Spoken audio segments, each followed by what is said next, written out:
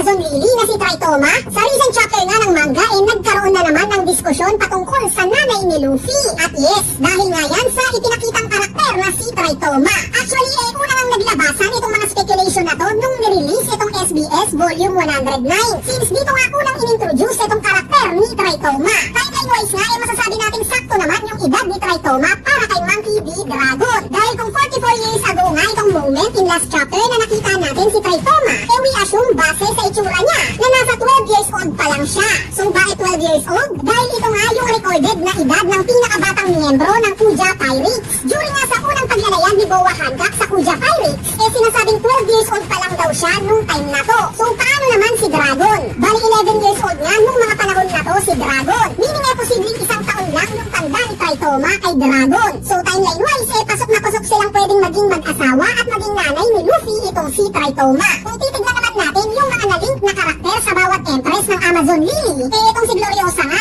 na-link kay Roger. Si Shaki naman kay Silver's Rayleigh. At itong si Boa Hancock kay Luffy. Kung mapapansin nyo guys meron niyang nabubuong pattern. Pattern na legendary characters yung nagiging partner ng empress ng Amazon Lily. At dahil nga sa kinukonsider din naman nating legendary character itong si Dragon, pasok nga siya sa pattern kung sakali man. At siya nga talaga ang partner ni Tritoma na nanay ni Luffy. Bali alam ko na ang possible na magiging butas dito yung statement sa One Piece Wiki na yung mga babae daw na umaalis sa Amazon Lily at bumabalik ng buntis na usually daw babae ang nagiging mga anak nila. Bali tagilid nga ito sa theory na nanay ni Luffy itong si Tritoma. Since kung mabubuntis nga siya dapat na babae si Luffy at hindi lalaki. Pero upon checking nga sa statement na to nakita ko na yung tinutukoy pala nitong information na to mula sa sinabi ng narrator in chapter 515 kung saan nabanggit na for some mysterious reason daw babae lang ang isinisilang sa Amazon Lily. So ipagpalagay natin na buntis nga ni Dragon itong si Tritoma. Obviously para maging lalaki itong anak ni Tritoma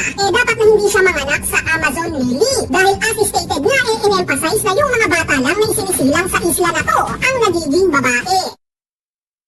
Bali ano kaya ang possible reason para mapwersang hindi umuwi itong si Tritoma sa Amazon Lily para manganak siya ng lalaki? Sa palagay ko nga dahil kay Boa Hancock. Gaya nga nang nabanggit ko kanina 12 years old lang nung time na unang sumama itong si Hancock sa Kuja Pirates. At ano bang nangyari sa kanya sa moment na to? Dinukot nga siya kasama na yung dalawa pa niyang kapatid ng mga Celestial Dragons. Nag-end up nga sila sa Merijoa ng 4 na taon. At later on niligtas sila ni Fisher Tiger. So kung 12 years old si Hancock nung panahon na to at ang pinalitan niyang empress ng Amazon Lily itong si Tritoma, ang ibig sabihin lang nito si Tritoma mismo yung captain ng Kuja Pirates nung mawala si Hancock pati na mga kapatid niya. At 19 years ago nga ito nangyari. Similar sa edad ni Luffy, 19 years ago rin siya ipinanganak. Sa palagay ko nga maaaring hindi nakauwi ng Amazon Lily si Tritoma para manganak dahil similar nga sa oras na to kinidnap rin itong sila Boa Hancock. At as a captain ng Kuja Pirates cargo niya itong mga bata na to. Kaya possible na inabutan na siyang manganak sa paghahanap niya kila Boa Hancock. At dahil nga sa hindi siya nanganak sa Amazon Lily possible ng lalaki ang isinilang niya,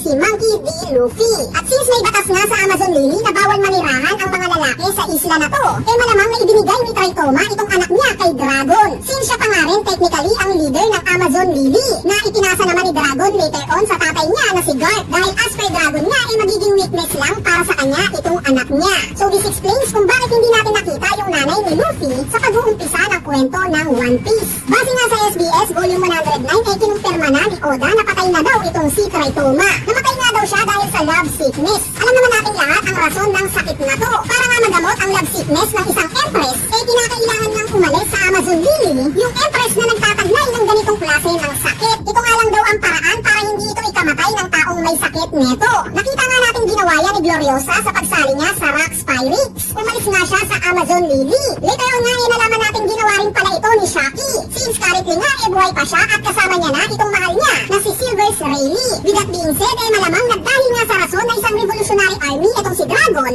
malabo ngang magkasama sila netong si Tritoma. Kaya malamang ito ang rason kung bakit namatay siya sa love sickness. Idagdag mo pa yung possibility na walang papalit sa kanya sa trono ng pagiging empress.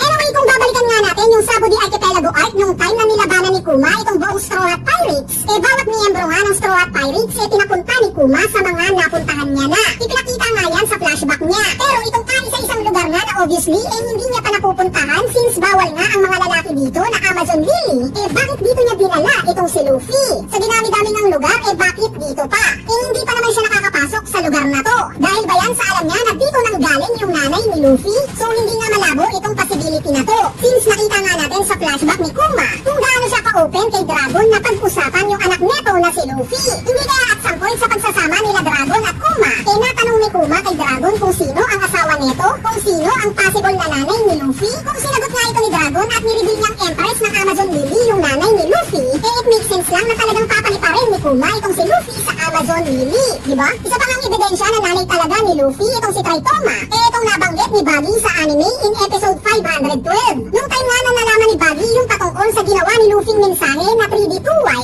nagulat siya nung malaman niyang kasama si Rayleigh sa action na to ni Luffy. At ang naging reaction nga dito ni Buggy, bigla niyang inanalyze na possible daw na uncle o tito daw ni Luffy itong si Silver's Rayleigh. So bakit kaya ito nabanggit ni Buggy? Alam naman niyang hindi related si Rayleigh sa Monkey family since nakasama nga niya ito mismo sa Roger Pirates. Hindi kaya kapatid ni Traitoma itong si Shaki? Dahil kung kapatid nga ni Shaki itong si Traitoma at asawa naman niya si Rayleigh, it makes sense lang na talagang magiging uncle ni Luffy itong si Rayleigh, diba? At lastly na rason na possible ng nanay ni Luffy itong si Traitoma, itong nabanggit ko in recent video natin na yung chapter 1156 related kay Luffy since meron nga itong number 56 na associated sa Gomu kung saan ito nga yung unang tawag sa devil fruit ni Luffy, Gomu Gomu no Mi. At para nga kay Oda na i-reveal itong nanay ni Luffy sa espesyal na numero ng chapter na to, sakto nga siyang panggulat sa ating mga fans. Anyway, ayun na nga yung theory natin patungkol sa nanay ni Luffy. As usual ay kung may thoughts o idea kayo patungkol sa topic na to, huwag na kayong mahiyang i-comment yan sa ating comment section sa ibaba para mapag-usapan natin yan. So yun lang, peace!